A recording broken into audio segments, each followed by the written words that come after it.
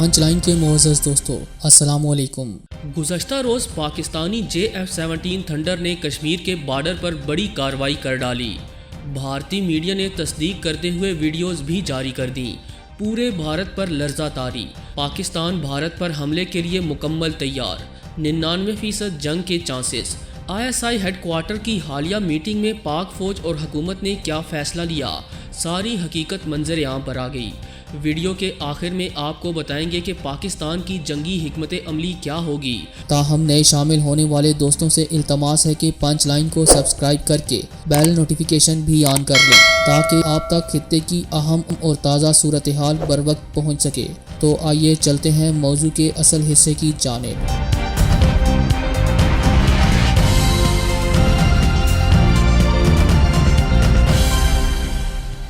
معزز ناظرین گرامی، گزشتہ 2 ماہ سے پاکستان اور بھارت کے مابین بڑھتی کشیدگی نے باقاعدہ طور پر جنگ کا روپ دھارنا شروع کر دیا ہے۔ شرپسند مودی کو امن کی بھاشا سمجھ نہ آئی اور اس نے لائن آف کنٹرول پر جہاریت کرتے ہوئے مظلوم کشمیریوں کو نشانہ بنایا، جس پر چند دن قبل پاک فوج کی اعلیٰ قیادت اور حکومتی عہدیداروں کی ISI ہیڈ کوارٹر میں ملاقات ہوئی، جس میں اہم فیصلے لیے گئے تاکہ بھارت کو منہ توڑ جواب دیا جا سکے۔ ان فیصلوں کے نتائج نے پورے بھارت پر لرزہ طاری کر رکھا ہے اور بھارتی دفاعی ماہرین نے یہ کہنا شروع کر دیا ہے کہ 99% یہ چانسز موجود ہیں کہ آنے والے دنوں میں پاکستان بھارت پر حملہ کرے گا۔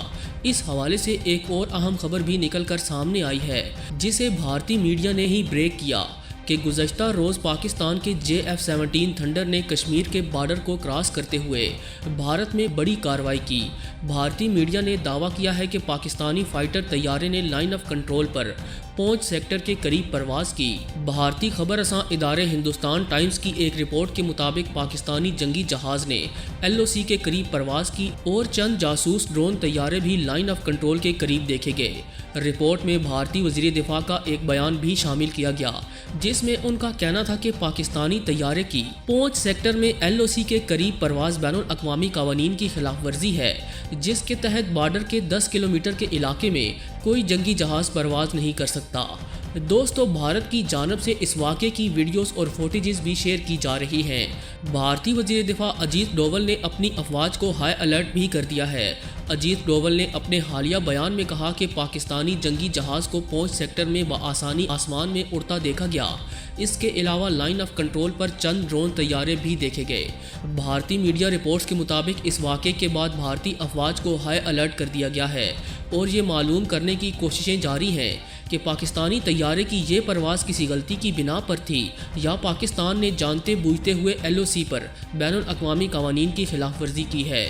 جبکہ دوسری جانب سوشل میڈیا پر پاکستانی وزارت دفاع کے فیس بک پیج پر بھارتی رپورٹ کو شیئر کر کے رد عمل دیا گیا کہ بھارتی میڈیا دعویٰ کر رہا ہے کہ پاکستانی جنگی جہاز نے مقبوضہ کشمیر کے قریب پرواز کی ہے۔ ایسا محسوس ہوتا ہے کہ بھارتی میڈیا کی رد عمل دینے کی رفتار بھارتی ایئر فورس سے زیادہ بہتر ہے۔ اندر کی خبروں کے مطابق پاکستان نے بڑے پیمانے پر جنگی تیاریاں مکمل کر لی ہیں اور چند شہروں میں خفیہ ایئر بیسز قائم کر کے وہاں بھاری اسلحہ بھی پہنچا دیا گیا ہے، جبکہ فوجی حلقے بھی اس کی تصدیق کر رہے ہیں۔ یعنی پاکستان نے بھارت کو منہ توڑ جواب دینے اور مودی کی بولتی بند کرنے کا پلان ترتیب دے لیا ہے، اور حالیہ ہونے والی سول ملٹری میٹنگ میں بھی بھارتی بربریت اور کشمیریوں پر مسلط کی جانے والی جارحیت کے حوالے سے اہم ملاقات کی گئی۔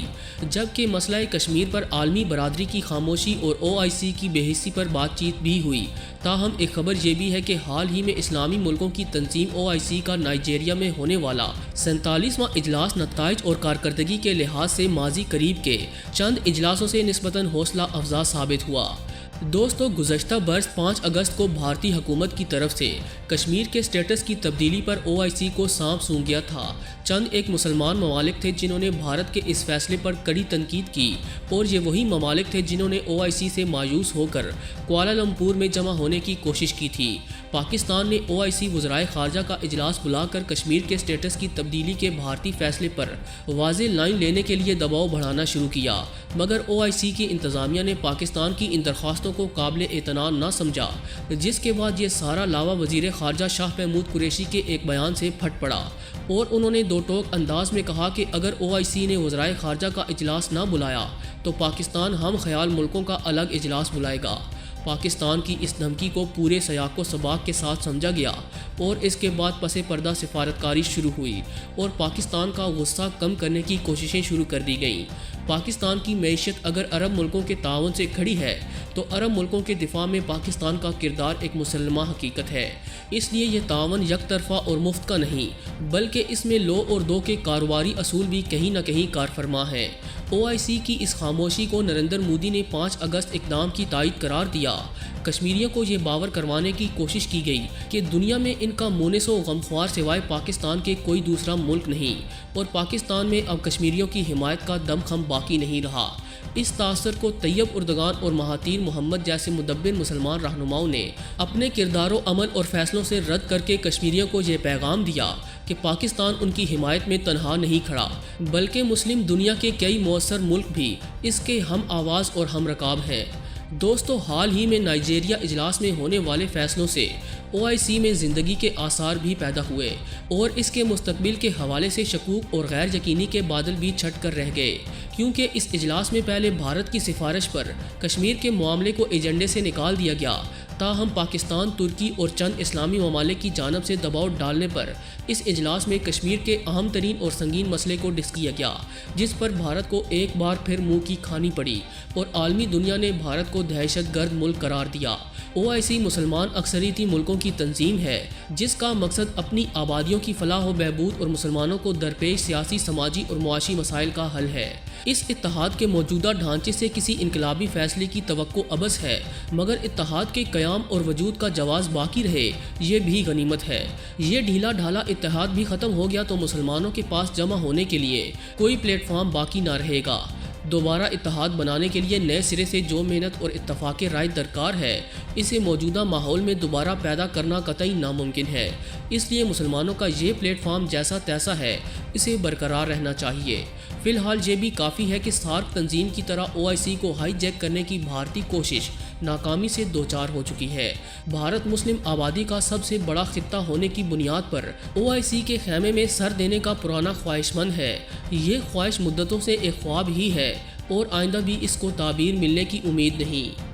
پوری امید ہے کہ آج کی یہ ویڈیو آپ کو بے حد پسند آئی ہوگی۔ ویڈیو پسند آنے کی صورت میں اسے لائک کرتے ہوئے دیگر دوستوں سے شیئر کریں اور ہمارے چینل کو سبسکرائب کرنا ہرگز نہ بھولیں۔ آج کی ویڈیو میں بس اتنا ہی۔ اگلی ویڈیو تک کے لیے اللہ نگہبان۔